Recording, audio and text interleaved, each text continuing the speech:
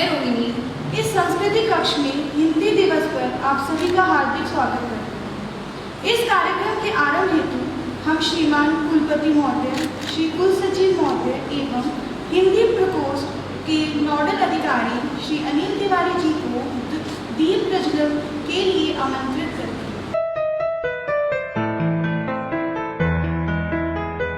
दुर्भाग्यपूर्ण कोविड महामारी के कारण हमने प्रतियोगिताएं पूर्णतः ऑनलाइन माध्यम से करवाई। इस वर्ष जब छात्र छात्राओं के वापस लौटने से वापस विश्वविद्यालय में रौनक सी आ गई है, इस वर्ष का हिंदी पखवाड़ा आज़ादी के अमृत महोत्सव में रंगा हो।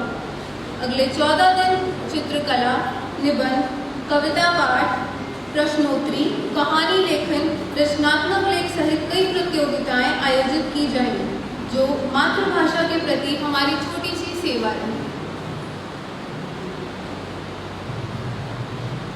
जन जन को जो मिलाती है वो भाषा हिंदी कहलाती है।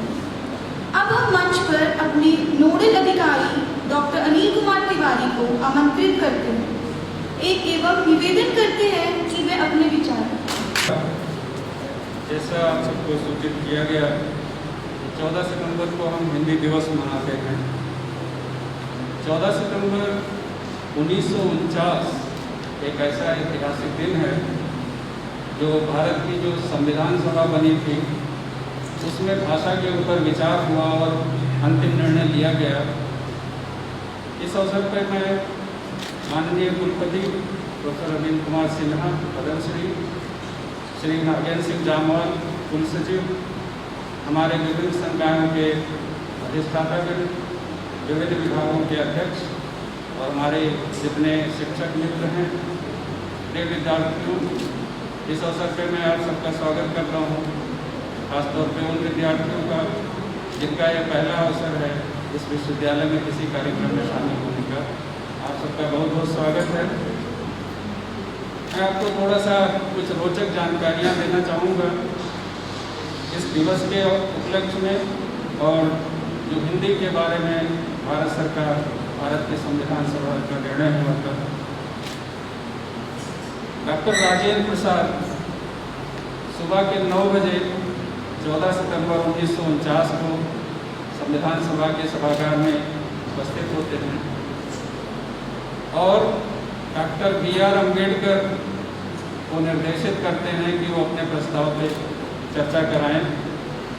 Doctor B.R. अम्बेडकर खड़े होते हैं, उनका एक लाइन का प्रस्ताव होता है। संविधान सभा में वो कहते हैं कि ब्रिटिश साम्राज्य की भारत क्षेत्र पे जो अधिकारिता है इसको आज से समाप्त किया जाए। आप अगर आपकी रुचि है तो संविधान सभा की पूरी कार्यवाही वेबसाइट पे पड़ी हुई है, आप उसको देख सकते हैं। B.R. अम्बेडकर के इस एक लाइन के प्रस्ताव के बाद तुरंत बाद जो दुर्गाबाई देशमुख थी, वो एक ऐसी महिला थी, अकेली महिला थी जो प्रेसिडेंट के पैनल बने हुए थे संविधान सभा की कार्यवाही को संचालित करने के लिए। वो अकेली महिला थी जिसमें वो सदस्य थी। दुर्गाबाई देशमुख ने हिंदी भाषा के बारे में बहुत ही महत्वपूर्ण विचार रखे। उनका ये सुझाव था कि हम हिंदी को ना शब्द लेके हिंदुस्तानी शब्द लें और इस शब्द को हम भाषा के लिए इस्तेमाल करें और भारत की जो राजभाषा है उसको हिंदुस्तानी घोषित करें। आप सबको ये पता होगा कि महात्मा गांधी का भी यही विचार था और दुर्गाबाई देशमुख जो मद्रास से आती थी, उन्होंने इसका पुरजोर समर्थन किया। फिर उस दिन के जो बहुत बड़े बड़े भाषण हुए जिसमें शंकर देव राय, पुरुषोत्तम दास टंडन, मौलाना अबुल कलाम आज़ाद, लक्ष्मीकांत मैत्रा, महावीर त्यागी, R.R. दिवाकर, रविशंकर शुक्ल, रघुवीर, मोहम्मद इस्माइल, रामनाथ गोयनका जैसे महत्वपूर्ण व्यक्तियों ने उस चर्चा में भाग लिया। चर्चा का जो मुख्य विषय था कि हिंदुस्तान की राजभाषा क्या होनी चाहिए और उसको किस लिपि में लिखा जाना चाहिए। इस पे बहुत सारे सुझाव थे, जिसमें हिंदुस्तानी राजभाषा हो, रोमन स्क्रिप्ट में लिखा जाए, रोमन लिपि में लिखा जाए। कोई कहता था उर्दू की भाषा हो, उसको अरबी स्क्रिप्ट में लिखा जाए। एक बहुत महत्वपूर्ण सुझाव आया था जिसको अयंगर साहब ने सपोर्ट किया था।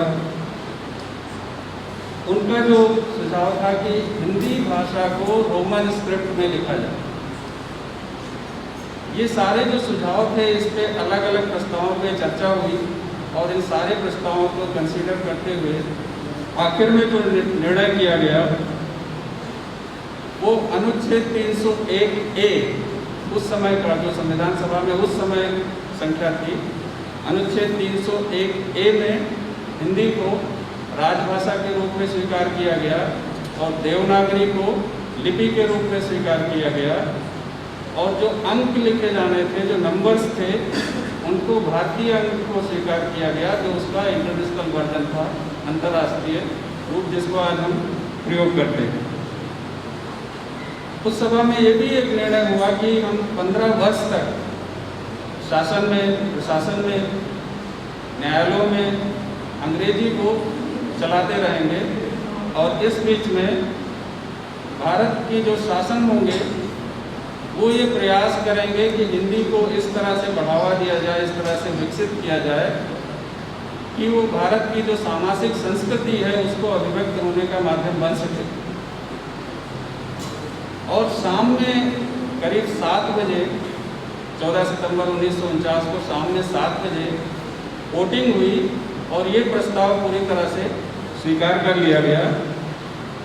इस प्रस्ताव में एक जो महत्वपूर्ण बात और थी क्षेत्रीय भाषाओं के संबंध में, उस समय जो 14 सितंबर 1949 को 14 क्षेत्रीय भाषाओं को जगह दी गई थी, जिसमें असमी, बंगाली, कन्नड़, गुजराती, हिंदी, कश्मीरी, मलयालम, मराठी, उड़िया, पंजाबी, संस्कृत, तमिल, तेलुगु और उर्दू, इन 14 भाषाओं को उसी दिन 14 सितंबर 1949 को स्वीकृति दी गई थी। और आज आपको पता है कि इस समय 22 क्षेत्रीय भाषाओं को संविधान में शामिल किया जा चुका है। 343 से लेकर के 351 तक ये बात कही गई है। भाग 17 में 4 अध्याय हैं। पहले अध्याय में संघ की भाषा के बारे में बात की गई है और वहाँ साफ साफ लिख दिया गया 343 1, भारत संघ की भाषा हिंदी होगी, भाषा की लिपि देवनागरी होगी और जो अंक होंगे वो अंतर्राष्ट्रीय भारतीय अंक होंगे। अध्याय 2 में क्षेत्रीय भाषाओं की लिस्ट शामिल की गई। अध्याय 3 में न्यायालयों की भाषा क्या होगी, सर्वोच्च न्यायालय, उच्च न्यायालय और जो नीचे के न्यायालय हैं उनमें किन भाषाओं का प्रयोग किया जाएगा, इसकी बात अध्याय 3 में लिखी गई है। अध्याय 4 में कुछ विशेष उपबंध किए गए और इसमें जो अनुच्छेद 351 है, 351, वहाँ पे उस बात को शामिल किया गया जहाँ ये कहा गया था कि हिंदी को हमें इस तरह से विकसित करना है कि वो भारत की संपूर्ण संस्कृति, जो सामाजिक संस्कृति है, उसके अभिव्यक्त करने का माध्यम बने। ये जो प्रावधान है, आज हमारा संविधान इस भारत देश का सबसे बड़ा कानून है और जितने कानून हम बनाते हैं वो इसी के निर्देशन में बनाते हैं। मुझे खुशी है कि इस अवसर पर हमारे माननीय कुलपति यूनिवर्सिटी श्री रविंद्र कुमार सिन्हा जी, यहाँ इस सभा में आए सारे अध्यापकगण, छात्र, मैं आप सबका स्वागत करता हूँ, अभिनंदन करता हूँ। यूनिवर्सिटी में मुझे आए हुए 6 महीने हो गए, लेकिन छात्रों के बिना यूनिवर्सिटी सूनी है। आप सबका स्वागत है, आपने इस कार्यक्रम में रंग भर दिया। जहाँ तक हिंदी की बात करते हैं तो हिंदी पखवाड़ा आज से शुरू होता है, लेकिन जब कभी हम बात करते हैं कि पखवाड़ा है, पर्व है, दिवस है, तो मान के चलिए कैसे लगता है कि सरकारी संबोधन है, सरकारी कार्यक्रम है। हिंदी जनमानस की भाषा है, हिंदी हमारे देश की भाषा है और इसके प्रयोग में ना हमें कभी कोई कंजूसी रही है और ना ही मुझे लगता है कि आने वाले वक्त में कभी ऐसा रहेगा कि हम इसका प्रयोग कम करें। जहाँ तक हिंदी की बात करते हैं तो हिंदी हमारी सोच में है, हिंदी हमारी संस्कृति में है और हिंदी हमारे मानस पटल पर है। ये राष्ट्रीय एकता का एक बहुत बड़ा चिन्ह रहा है, अभी भी है, वो रहेगा। आप किसी भी क्षेत्र में चले जाएं, शायद ही कोई तमिल हो सकता है, कोई नॉर्थ ईस्ट का व्यक्ति हो सकता है, कोई कश्मीर का व्यक्ति हो सकता है जो आपकी हिंदी के कुछ बोल समझ ना सके। ये इस भाषा की खूबसूरती है, क्योंकि मान के चलिए कि इसका व्याकरण या इसके शब्द जो हैं वो संस्कृत से आए हैं और मुख्यतः भारत की जितनी भी भाषाएं हैं उसकी माँ, उसकी दादी या उसका जो स्रोत है ओरिजिनल वो संस्कृत रहा। यही कारण है कि आप देश में कहीं भी चले जाएं तो आपको हिंदी समाचार पत्र, हिंदी मीडिया, हिंदी के प्रोग्राम, हिंदी के सिनेमा की मूवीज हमेशा आपको भाती हैं। जहाँ तक राष्ट्रीय भाषा और राष्ट्रभाषा की बात हुई तो संविधान में हिंदी को वो स्थान अवश्य मिला है, लेकिन उससे बड़ा स्थान हमने उसको दिल में दिया है। आज आप देख लें, यूरोप की बात करें, अफ्रीका की बात करें, अमेरिका की बात करें, कहीं भी चले जाएं, लोग हिंदी ना समझते हों, लेकिन हिंदी सिनेमा को कोई छोड़ना नहीं चाहता, हिंदी प्रोग्राम्स को कोई छोड़ना नहीं चाहता। ये हमारी भाषा, हमारे कल्चर का मैं कहता हूँ कि सबसे बड़ा जो मैं कहता हूँ सबसे बड़ा फीचर है, सबसे बड़ी चीज़ है। जहाँ तक हिंदी की बात करते हैं तो ठीक है, संस्कृत के समय से स्टार्ट हुई, लेकिन एक बात मैं आपसे शेयर करना चाहूँगा कि क्या भगवान राम की जो शोभा है वो तुलसीदास के उन हिंदी चौपाइयों के बगैर हो सकती थी? क्या अगर हम सूरदास की बात करें तो क्या कृष्ण की जो लीला है वो सूरदास के उन शब्दों से अगर ना होती तो क्या उसकी कल्पना की जा सकती थी? क्या गाँव की एक किसान की बेबसी है, जो बेबस वो किसान आपको दिखता है, क्या वो प्रेमचंद के बगैर हो सकता था जो हिंदी में उन्होंने जो कहानियाँ गढ़ी हैं? यही बात है कि क्या राष्ट्रकवि दिनकर की बात करें, निराला की बात करें या और किसी कवि की बात करें तो क्या उसके बगैर हम अपनी संस्कृति को देख सकते हैं? यही हिंदी की खूबी है, यही हिंदी की खासियत है। लेकिन आज सबसे बड़ी ताकत हिंदी का पाठक है, हिंदी का श्रोता है। चाहे आप टीवी देख रहे हैं, सिनेमा देख रहे हैं, चाहे आप समाचार पत्र पढ़ रहे हैं, चाहे आप सोशल मीडिया का इस्तेमाल कर रहे हैं। पहले ये माना जाता था कि हिंदी का जो उपभोक्ता है वो गरीब है, तो अक्सर आप पाएंगे कि आपके समाचार पत्र में ऐड होगी तो साबुन तेल से ऊपर नहीं जाती थी। लेकिन आज ऐसा क्या हो गया कि सारी की सारी एडवर्टीजमेंट जो है वो हिंदी में आना शुरू हो गई, क्योंकि ये माना गया कि क्रय शक्ति, परचेजिंग पावर आज की डेट में गाँव में है, किसानों के पास है, तो कोशिश करते हैं उन तक अगर पहुँचना है तो हिंदी और हिंदी समाचार पत्र और मीडिया यही माध्यम है। आज ऐसा क्यों है कि national geographic channel, discovery, animal planet, cartoon सबको हिंदी में मिलती है? उसका मेन कारण है, या उसका आप कह लीजिए कि उसका मेन जो शक्ति है वो है क्रय शक्ति, जो कि हमारे उपभोक्ता में है। आज की डेट में भारत के जितने भी लोग हैं उन्हें या तो हिंदी पढ़ना आती है या बोलना आती है, या अगर वो भी नहीं आती तो समझना आती है। आज यूनिवर्सिटी में, श्री माता वैष्णो देवी में यूनिवर्सिटी में ये पहला ऐसा प्रोग्राम है जिसमें हम आपके सामने रूबरू हुए हैं, और मेरी उम्मीद है कि आने वाले वक्त में मैं छात्राओं से बहुत एक्सपेक्ट कर रहा हूँ कि और हम इस पर्व को और इस यूनिवर्सिटी को हम रंगारंग बनाएंगे, और ज़्यादा ये चहल पहल नज़र आएगी, और उसको हम कलमबंद भी करेंगे और मीडिया के इसमें सहेजेंगे। आप सबका बहुत बहुत शुक्रिया, धन्यवाद। गरम गरम हाथ ते डुल गई जा सजना, ऐसी तेरी निगाह सजना, जाती जाती दसदी जाती दिल दे विच की तेरे, दिल दे विच की तेरे।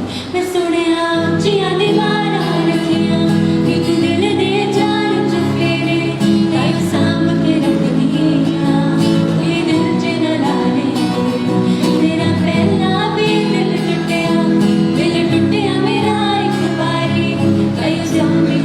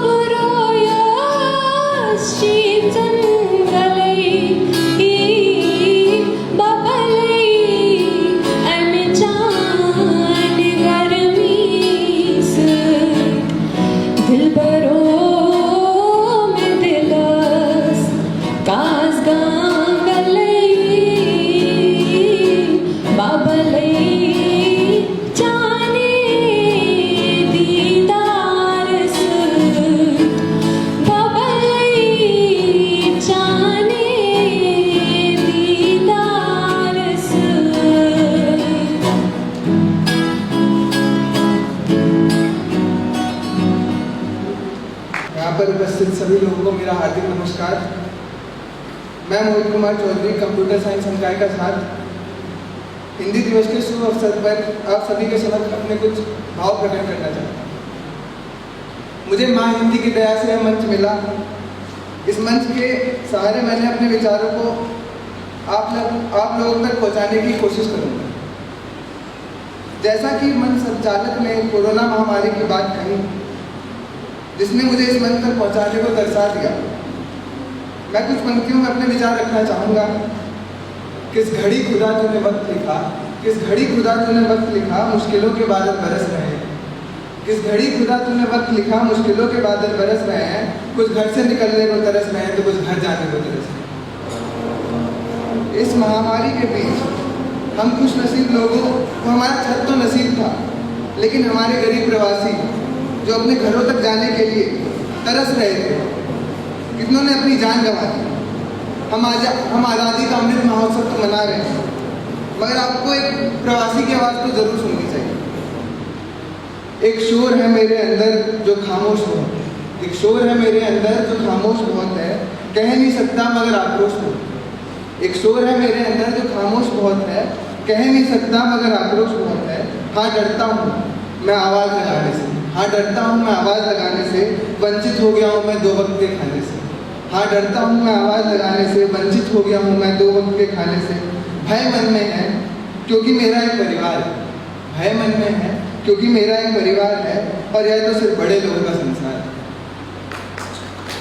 मेहनत में कोई कमी नहीं साहब, मेहनत में कोई कमी नहीं साहब, जी तोड़ के करता हूँ। मेहनत में कोई कमी नहीं साहब, जी तोड़ के करता हूँ, लेकिन क्या दोष है मेरा, मैं सड़कों पटरियों पर मरता हूँ। थक गया हूँ मैं, थक गया हूँ मैं, अब मर जाना चाहता हूँ। नहीं, वहाँ परिवार है मेरा, मैं घर जाना चाहता हूँ।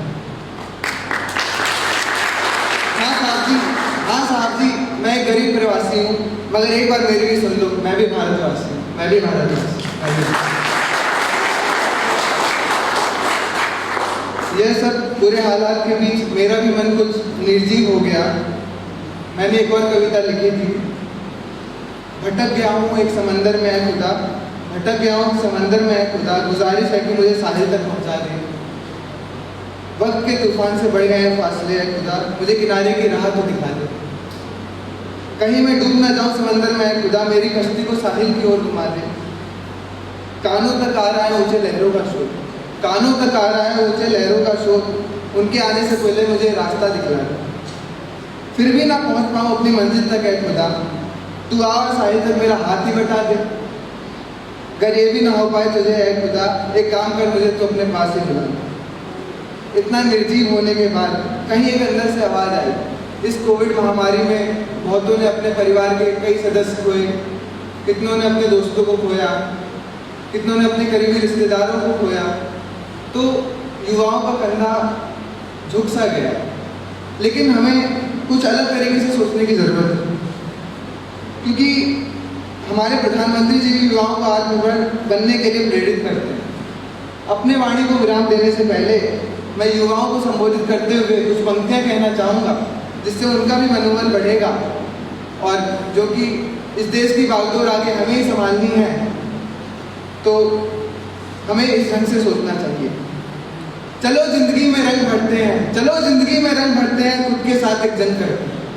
चलो जिंदगी में रंग भरते हैं, खुद के साथ एक जंग करते हैं, सभी शूलों को भुलाकर हाथ में त्रिशूल उठाकर, सभी शूलों को भुलाकर हाथ में त्रिशूल उठाकर, बीते हुए से अलग हटकर आने वाले को बगल रखकर, बीते हुए से अलग हटकर आने वाले को बगल रखकर कुछ ऐसा प्रचंड करते हैं, खुद के साथ एक जंग करते हैं। मुंह से अलग होकर कांटों पर नंगे पांव चलकर, मुंह से अलग होकर कांटों पे नंगे पांव चलकर, पसीने से लहू बहाकर अपनी गलतियों को ना दोहराकर, पसीने से लहू बहाकर अपनी गलतियों को ना दोहराकर फिर एक बार घमंड करते हैं, खुद के साथ एक जंग।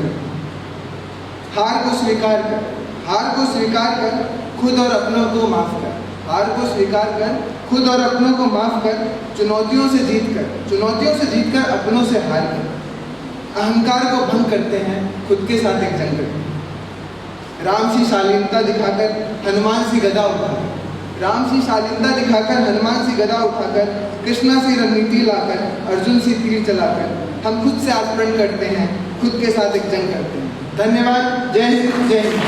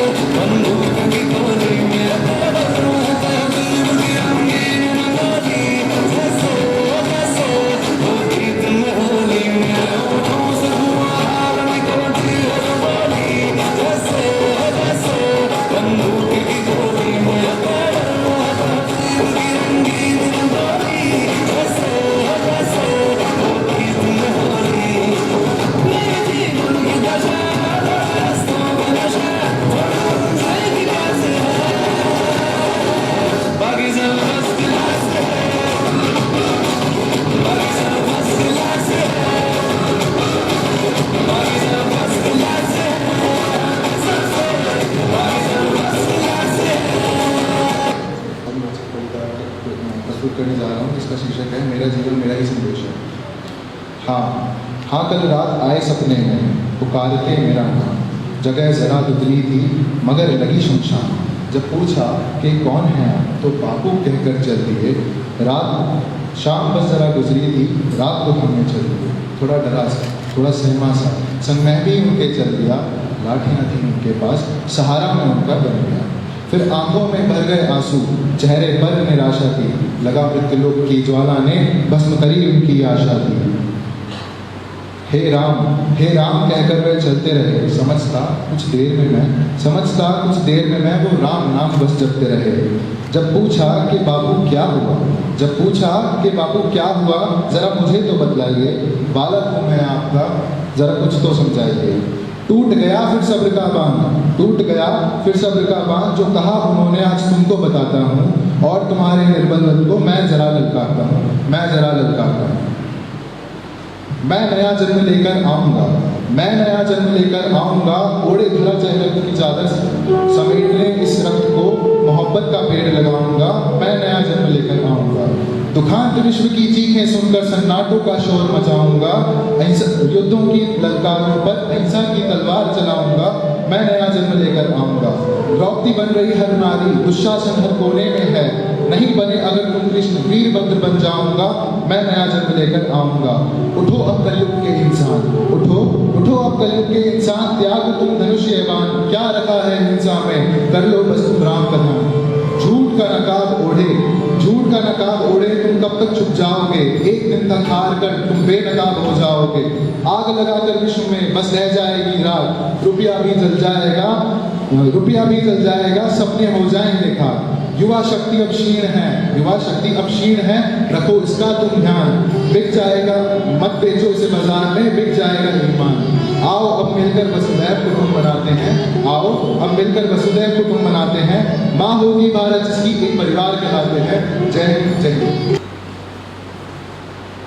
नागेंद्र सिंह जामवाल जी, विभिन्न संकायों के संकायाध्यक्ष, डीन स्टूडेंट वेलफेयर, सम्मानित शिक्षकगण, प्रिय छात्र छात्राएं, कर्मचारीगण, आप सभी लोगों को आज इस हिंदी दिवस के अवसर पर मैं अपनी हार्दिक शुभकामनाएं देता हूं।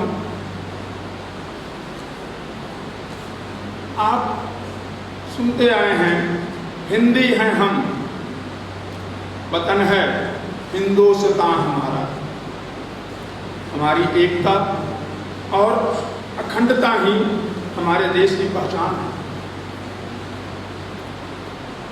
हिंदुस्तानी हैं हम और हिंदी हमारी जुबान है। विविधताओं से भरे इस देश में लगी भाषाओं की फुलवारी है, इसमें हमको सबसे प्यारी हिंदी मातृभाषा हमारी है।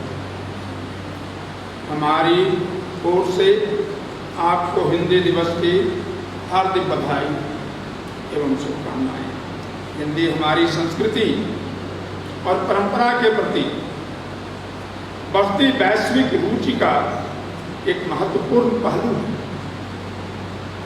हिंदी को और सक्षम और समर्थ भाषा बनाने में सभी को सार्थक भूमिका निभाने का प्रयास करना चाहिए।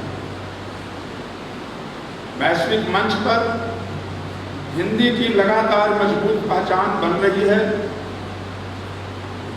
विदेश के विश्वविद्यालयों में, स्कूलों में और अन्य संस्थानों में हिंदी के प्रति और अधिक जागरूकता पैदा करना हमारी प्राथमिकता है।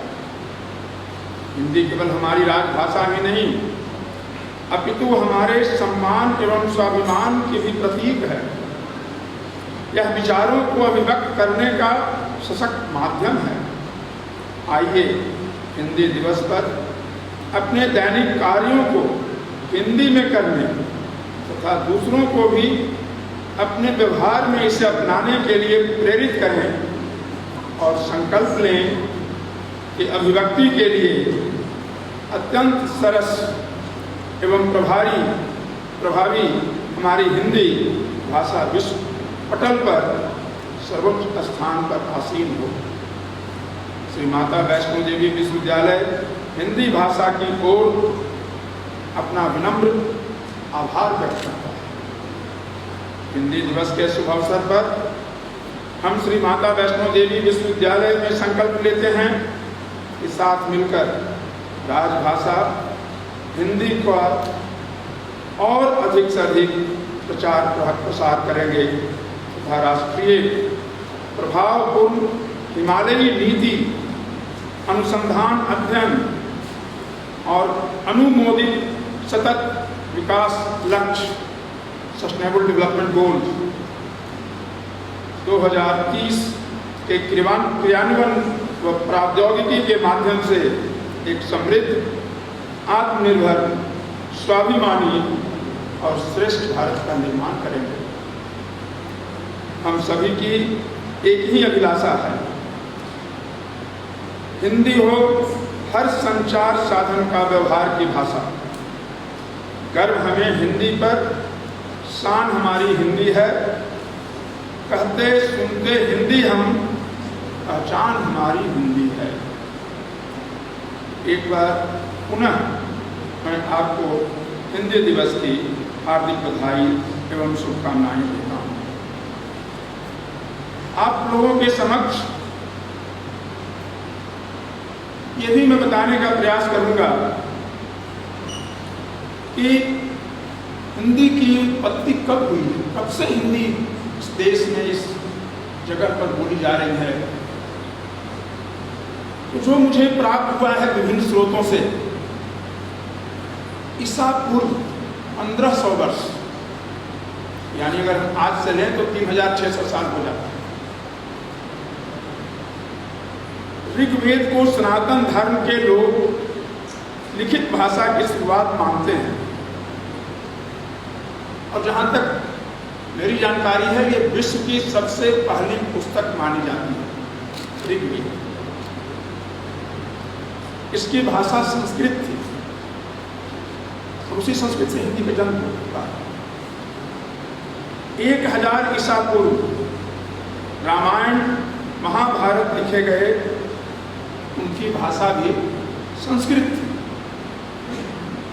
500 ईसा पूर्व महर्षि पाणिनि के संस्कृत व्याकरण का प्रचार हुआ, आम लोग बोलने सीखने लगे। 1000 ईस्वी भारत के अलग अलग हिस्से में अलग अलग भाषा बोली जाने लगी। इसमें सौरसेनी बनी, पश्चिमी हिंदी, राजस्थानी और गुजराती, पैसाची बनी, लहंदा और पंजाबी, बाचड़ बनी सिंधी, मागधी बनी बिहारी, बांग्ला, उड़िया और असमिया, महाराष्ट्री बनी मराठी, अर्धमागधी बनी पूर्वी हिंदी और खास बनी पहाड़ी। 100 ईस्वी जिसको जो आसान लगा वो वैसा बोलने लगा, इसे प्राकृत भाषा कहा गया। इनमें सौरसेनी, पैसाची, बाचड़, खास, महाराष्ट्री, मागधी, अर्धमागधी बोलियां बोली जाने लगी। और हम लोगों को ज्ञात है कि ब्राह्मी लिपि में प्राकृत भाषा सम्राट अशोक के जमाने में जितने भी शिलालेख लिखे गए हैं वो उसी भाषा में लिखे गए, जो आज भी मौजूद है। 500 ईस्वी अपभ्रंश की शुरुआत हुई, यानी मूल भाषा संस्कृत का सबसे देसी अंदाज। 1000 ईस्वी पहली हिंदी रचना कुमान रासो, इसे आज के आल्हा जैसा मान सकते हैं। पता नहीं आप लोगों में कितने लोगों को पता है कि आल्हा उधर का गीत गाते हैं, वो बुंदेलखंड इलाका जो उत्तर प्रदेश का है, वहाँ के आल्हा थे। और आल्हा उधर 2 भाई थे, उन पर गीत बहुत सारी रचनाएं बनी हैं। वो उस आल्हा जैसा मान सकते हैं, कविता की तरफ बातें कहते थे।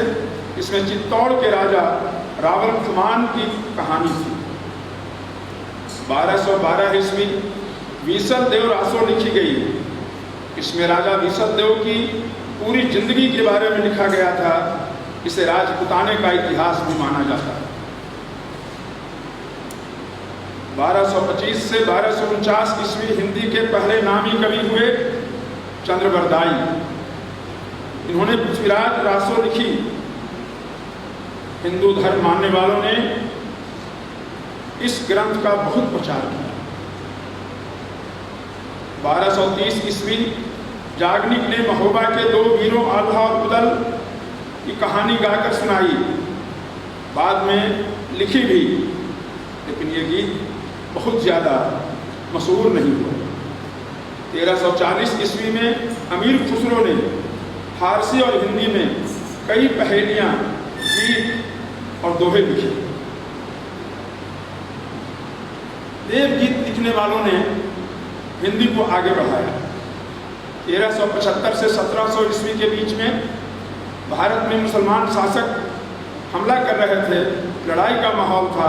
तब दो तरह की बातें एक साथ लिखी जा रही थी।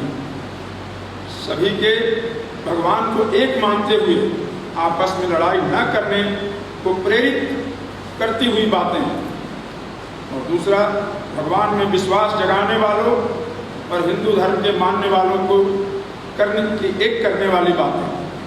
1450 से 1550 ईस्वी में नानक, मलिक मोहम्मद जैसी, रैदास की कविताएं लोगों ने गाना शुरू कर दिया। लेकिन सबसे ज़्यादा प्रचार कबीर की वाणी का हुआ। वो समाज में जो कुछ देखते उसे ही गीत की तरह गाते, उनके साथ रहने वाले उसे लिख दिया करते थे। तो कबीर पढ़े लिखे नहीं थे, लेकिन आप कबीर वाणी जो अगर सुने कबीर तो आपको महसूस होगा कि कितना बड़ा ज्ञानी थे। रामचरितमानस लिखा, ये आप लोगों में इतनी मशहूर हुई, आम लोगों में इतनी मशहूर हुई कि हिंदी के इतर प्रदेश की दूसरी भाषाओं में इसे वक्त उसका अनुवाद होने लग गया। और आज भी मैं बता रहा हूँ कि गांव-गांव में बहुत कम पढ़े लिखे लोग जो एक एक अक्षर का ज्ञान रखते हैं, वो लोग भी रामचरितमानस को उतने ही तल्लीनता से पढ़ते हैं जितने विश्वविद्यालयों में शोधकर्ता और न जाने कितने हजारों शोध ग्रंथ लिख दिए गए रामचरितमानस पर, और अभी तक शायद वो पूर्ण नहीं हुआ। 1642 ईस्वी में सूरदास की लिखी सूरसागर मुगल काल में दिल्ली के करीब विरोध की बड़ी आवाज बनी। औरंगजेब के काल में 1650 ईस्वी के आसपास औरंगजेब जैसे शासक हिंदू देवी देवताओं के मंदिर गिरा रहे थे। तब सूर तुलसी के अलावा रसखान, मीरा, नाभादास जैसे कई कवि भगवान का गीत गाकर लोगों को जोड़ रहे थे। इसी के साथ हिंदी भी आगे बढ़ रही थी। रसखान की कविता मैंने भी पढ़ी है अपने स्कूल के काल में, और शायद आज भी पढ़ाई जाती है।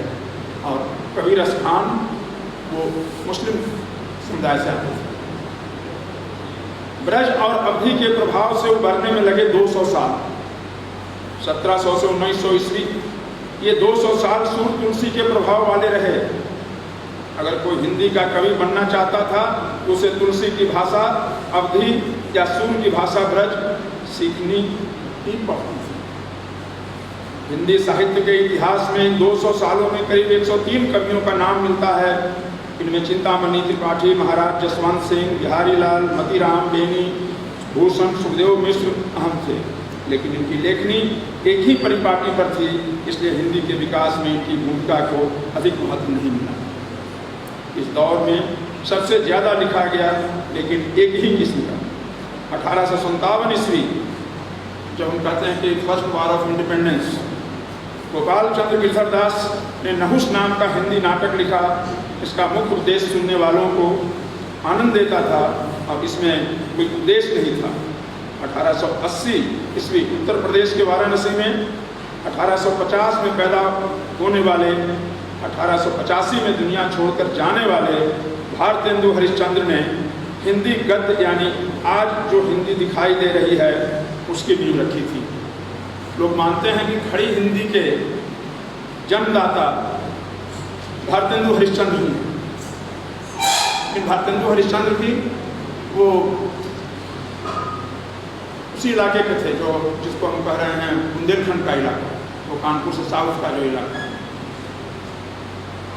आज जो हिंदी लिखते हैं वो 1900 में शुरू हुई थी। 1900 ईस्वी किशोरी लाल गोस्वामी ने कहानी लिखी इंदुमती। ये पहली रचना थी जो पूरी तरह से हिंदी और खड़ी भाषा में थी और गद्य अंदाज में लिखी गई थी।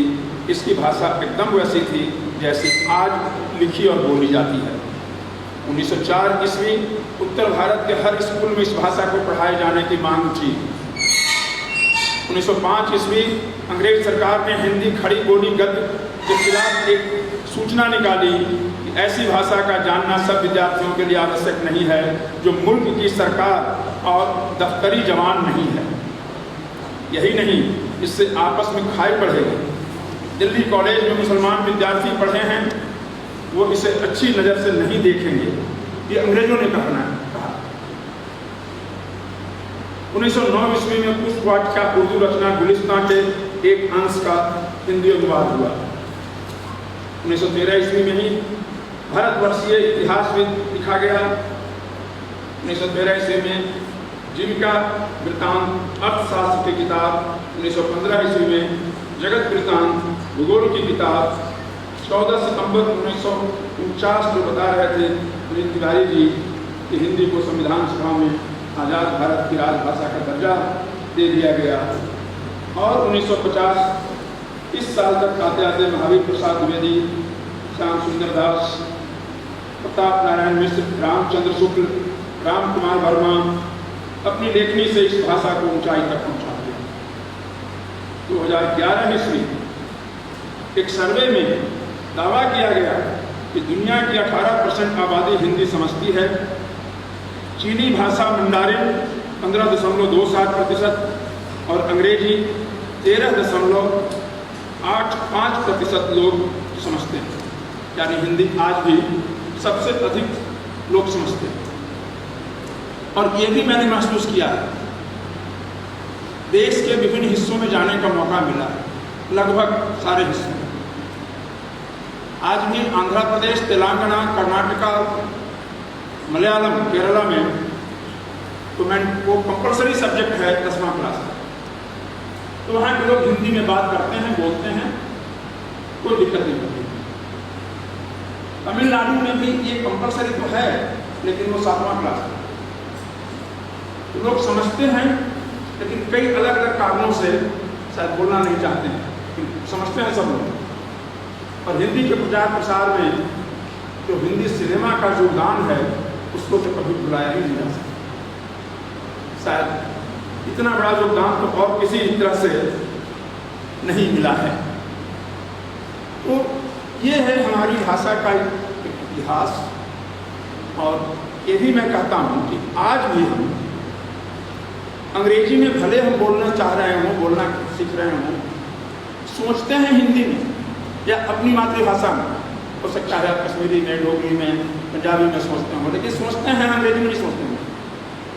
और अगर हिंदी की शब्दावली आप देखेंगे तो इतना समृद्ध भाषा शायद ही किसी दूसरे जगह पर मिलेगा आपको कि जहाँ हमारे यहाँ एक कजन है अंग्रेजी में, हमारे यहाँ चचेरा, ममेरा, पुफेरा, मौसेरा, कितने लोग हैं जिनको हम समझ सकते हैं कि क्या कौन है ये। एक कजन कह देने से नहीं समझ में आता कि ये चाचा के बेटे हैं कि फूफा के हैं हमारे, या मौसा के हैं, मामा के हैं, किसके हैं।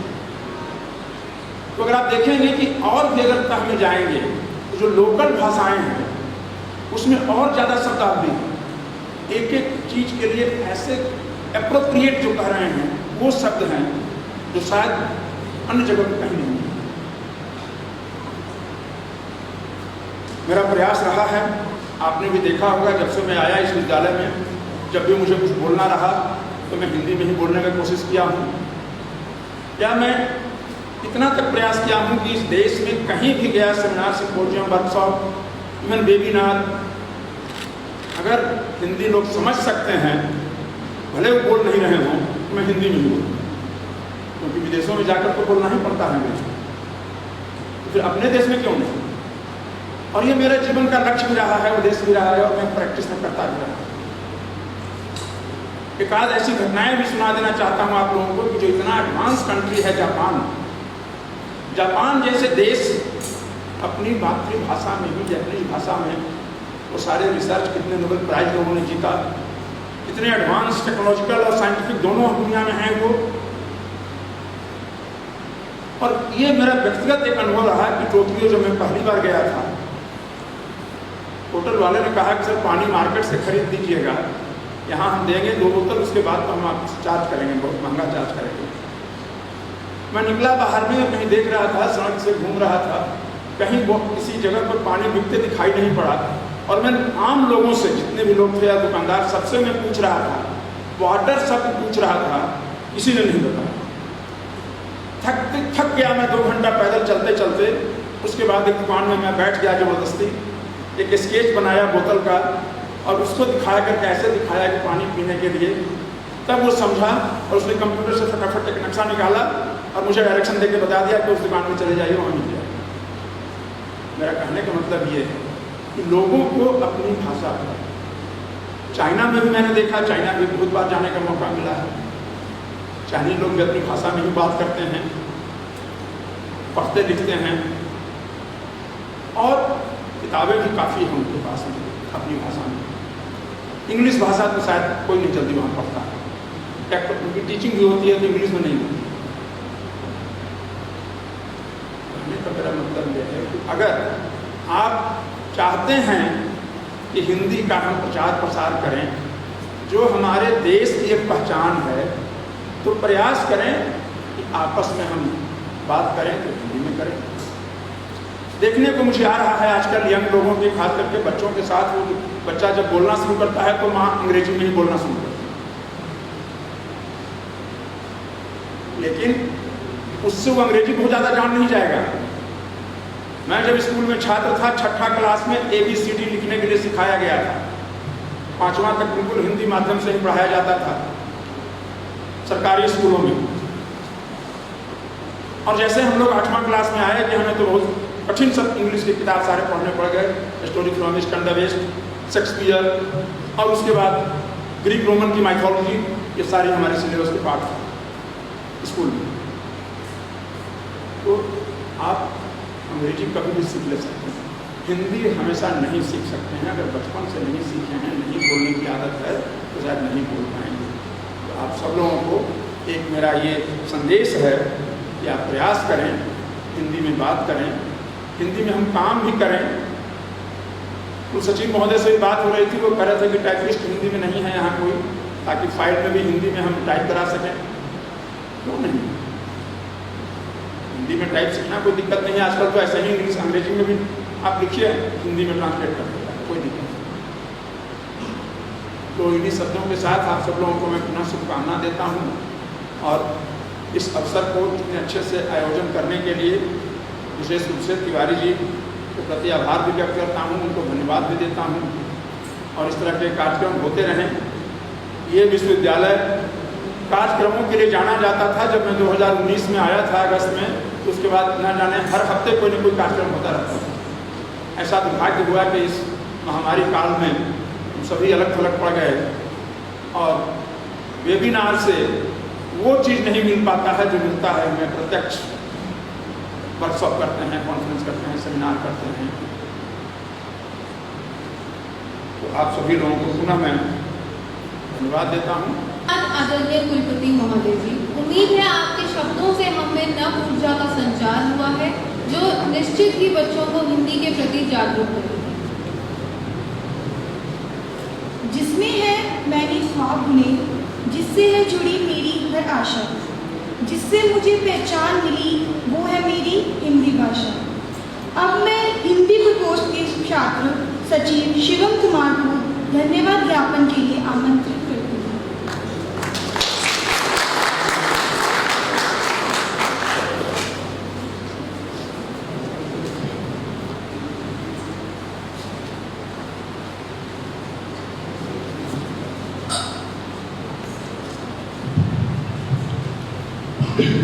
नमस्कार, शुभ संध्या। हिंदी प्रकोष्ठ की ओर से मैं यहाँ उपस्थित अतिथि हूँ, तो उनकी गरिमामय उपस्थिति के लिए कोटि कोटि धन्यवाद देता हूँ। मैं धन्यवाद देता हूँ अपने आदरणीय कुलपति महोदय का, जिनके आशीर्वाद से हम यह कार्यक्रम सफलतापूर्वक आयोजित करते हैं। श्रीमान कुलसचिव महोदय का, अपने नोडल अधिकारी डॉक्टर अनिल तिवारी सर का, जिनके मार्गदर्शन से हम हिंदी की सेवा करने का मौका मिला। सभी डीन, HOD और वो उपस्थित अतिथियों का, जिन्होंने हमारे हौसला अफजाई के लिए अपना बहुमूल्य समय निकाला। मैं धन्यवाद देता हूँ हमारे सुरक्षाकर्मी, यूनिवर्सिटी टेक्नीशियंस, सफाई कर्मचारी का, जिन्होंने विधि व्यवस्था बनाने में हमारा सहयोग किया। सबसे ज़रूरी हमारे जूनियर मित्र, जिन्हें काफ़ी इंतजार के बाद इस विद्यालय में आने का मौका मिला और उन्होंने अपनी उपस्थिति दर्ज कराई। मुझे उम्मीद है वे आने वाले कार्यक्रम में भी अपनी प्रतिबद्धता सुनिश्चित करेंगे। हिंदी प्रकोष्ठ के हमारे सहयोगी जिनके अथक प्रयास से हम इस तरह के आयोजन कर पाते हैं। साथ ही हमारे प्रतिभागियों का जिन्होंने अल्प समय में भी इतनी शानदार प्रस्तुति धन्यवाद। समापन से पहले मैं राष्ट्रकवि रामधारी सिंह दिनकर की कुछ पंक्तियाँ सुनाना चाहूँगा।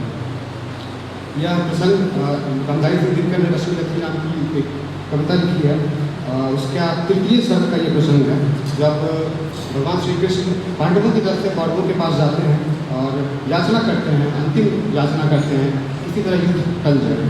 वो कहते हैं, वर्षों तक वन में घूम घूम बाधा विग्रह को चूम चूम सब भूख धाम पानी पत्थर पांडव आए कुछ और निखर सौभाग्य न सब दिन सोता है देखने आगे क्या होता है। मैत्री की राह बताने को सबको सुमार्ग पर लाने को दुर्योधन को समझाने को भीषण विध्वंस बचाने को भगवान हस्तिनापुर आए पांडव का संदेशा लाए। क्या संदेशा लाए? दो न्याय अगर तो आधा दो, आधा दो, आधा पांडव आधा दो।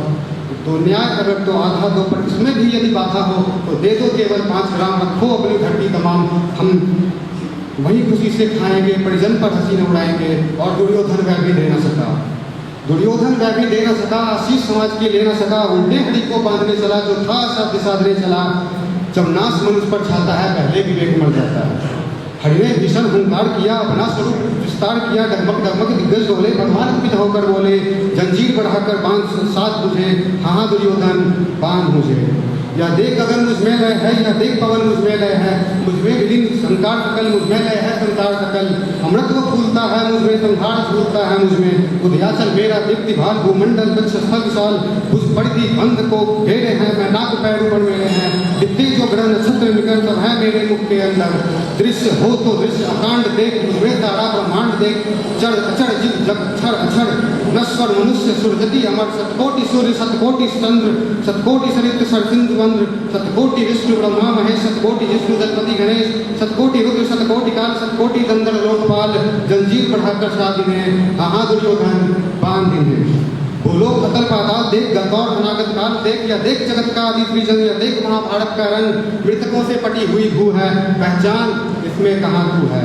अंबर में कुंतल जाल देख, पद के नीचे पाताल देख, मुट्ठी में तीनों काल देख, मेरा स्वरूप विकराल देख, सब जन्म मुझी से पाते हैं और लौट मुझी में आते हैं। जिह्वा से करती ज्वाल सघन सांसों में पाता जल पवन, प्रजाति मेरी दृष्टि इधर, हंसने लगती है सृष्टि उधर, मैं सभी मूंदता हूँ लोचन, छा जाता चारों ओर मरण। बांधने मुझे तो आया है, जंजीर बड़ी क्या लाया है, यदि मुझे बांधना चाहे मन तो पहले बांध अनंत गगन, सोने को साध न सकता है वह मुझे बांध कर सकता है। हित वचन तूने नहीं माना, हित वचन तूने नहीं माना, मैत्री का मूल्य न पहचाना, तो ले मैं भी अब जाता हूँ, अंतिम संकल्प सुनाता हूँ, याचना नहीं अब रण होगा, जीवन जय या की मरण होगा। टकराएंगे नक्षत्र निकर, बरसेगी ऊपर भाई प्रखर, फणशेष नाग का डोलेगा, विकराल काल मुंह खोलेगा।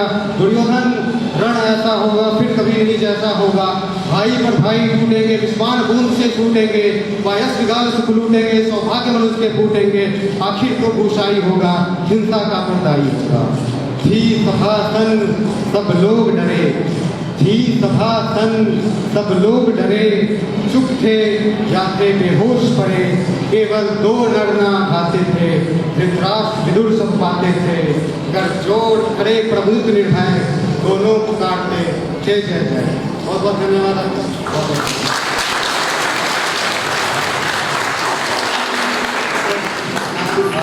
अपने वॉलंटियर से रिक्वेस्ट करूंगा कि आप कृपया अतिथियों के प्रस्थान की तैयारी करें, और बाकी बच्चों से अनुरोध है कि वो रुके रहेंगे जब तक कि माननीय अतिथिगण बाहर निकल जाए। धन्यवाद।